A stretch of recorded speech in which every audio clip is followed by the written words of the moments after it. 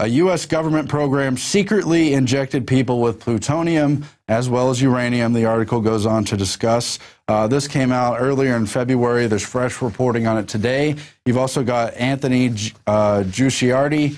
Should really learn to speak Italian. It's been revealed the U.S. government program secretly injected citizens with plutonium and uranium. They took unwitting subjects in the 1940s, injected them with uranium to test the effects, all while telling them they were being treated for other kinds of things. In one particular case, the first man injected was Eb Cade in early 1945. He was a worker at the Oak Ridge nuclear facility. He later got in a car wreck. He survived and was bedbound with a broken arm and leg. Doctors interviewed him, gave him reassurances, told him how nice everything would be, then ascertained that the 53-year-old, African-American man, I guess he's disposable and disenfranchised and on the fringes, so no one will pay attention if we inject uranium in him.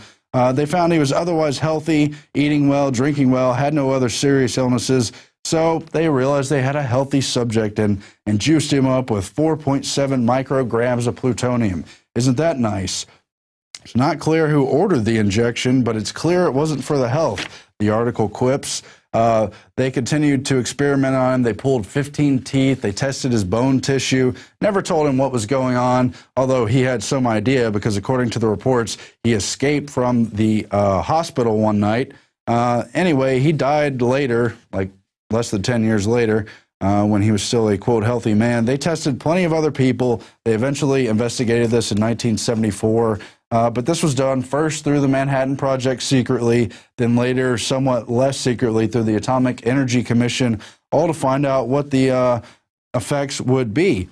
They write here in the article, in April of 1947, possibly in response to the Nuremberg trials concerning human experimentation, it was recommended patients be told they'd be injected with, quote, a new substance that, quote, no one knew what it did, but that it would inhibit cancer growth. No one knew what uranium and plutonium would do.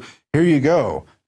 And the article goes on. They tested lots of other people, never told them, lied to them. They all found out decades later, if at all. Just disgusting. So just remember, your government's out for your own good. They know what's best for your safety. As we turn to the next issue,